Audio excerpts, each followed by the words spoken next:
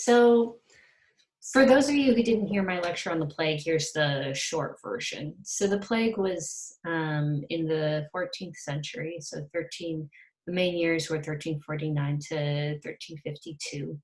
And then there were recurrences for many decades afterwards, which I think is something that we can expect as well from COVID-19, given that we're not sure how much or how long an immunity it confers. This was also the problem with the Black Death, that having it didn't confer permanent immunity. So I don't think even now that we're capable of imagining the Black Death.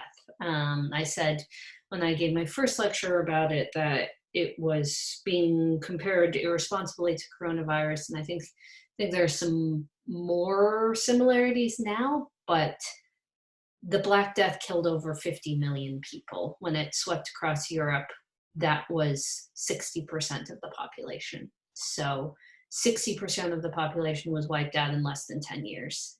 In Marseille alone, 56,000 people died in a single month. An average of 800 died every day just in Paris. So in a much, much, much smaller place, we were seeing numbers similar to New York right now. In England, whole towns were abandoned. England, it's estimated, lost up to 2/3 of its population. And the population didn't recover until almost 300 years later. So one of the things they did do was profoundly shake up the social structure, because there were just very different numbers of people. It became relatively easy, actually, to move up the social ladder, to start demanding more pay for your work, to rise from merchant to nobility. And I think as a result, people began, especially laborers, began to think more of their own worth, become literate, to believe that they were entitled to certain rights and protections. One of the things that came out of it was the Peasant Rebellion of 1389, which was sort of one of the first articulations of issues like equal rights for all, for unionization and demand for fair pay and fair working conditions, which came pretty directly out of a dearth of laborers, who then were able to negotiate more effectively with landowners for their labor. So some major differences, obviously, are that the numbers are not comparable, thank God. Another major difference is that they lived in an almost entirely agricultural society, which meant that wealth came directly from labor.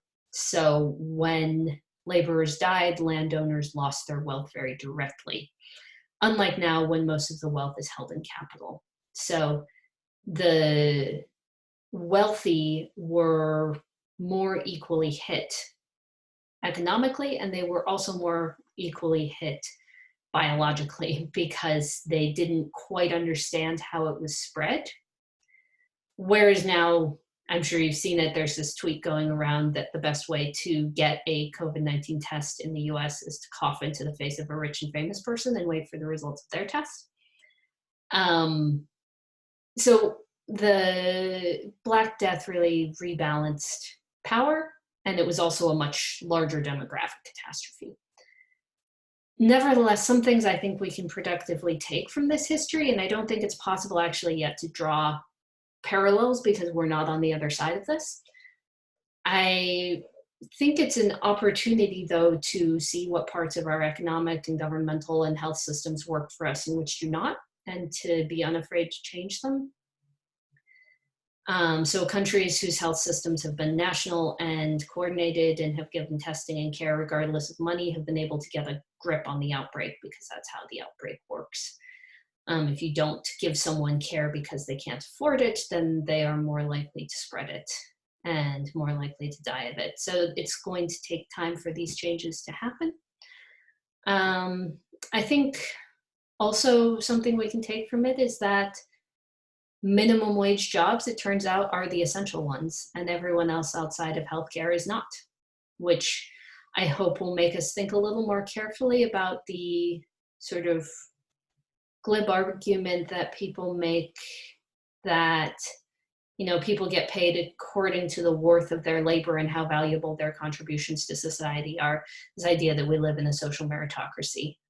Turns out when it comes down to it, the essential workers are the people who work in supermarkets and garbage people and farmers, and in particular pickers. So the fact that the threat is technically and biologically equal, but the risk and death have not been equally distributed, I think is something we should also take note of. And also, this isn't so much an argument that's going around now, but I expect it to come out again once we start talking about opening up restrictions, that we even entertain the idea that it might be better to just let some people die for the sake of the economy should make us a little afraid of ourselves, I think. For all its famed barbarism, that was never an argument with the Black Death. So these are just a few things that, as a medievalist, as someone who studies this, these are the things that come to mind when I'm watching our response to this plague and comparing it to the way that the plague has happened before. Obviously, these are difficult to compare, but I think there are some similarities, and some good things are that, the first explosion of English literature came out of people who were young, who were your age during the Black Death. So people like Chaucer and Langland were all your age during the Black Death, and when they survived it, they started basically the canon of English literature. And there really was a rebirth, a renaissance after the Black Death. Even though people didn't really talk about it very much, and that's something interesting. I'll be interested to see after this how much we directly talk about and reflect on this experience, and how much we just try to sort of submerge it and move on. So this isn't so much of a like, this is my opinion lecture and this is what I think is going to happen, or predictive lecture. It's just, these are some things that, as a medievalist, this experience has made me think about. So, okay, thanks for listening.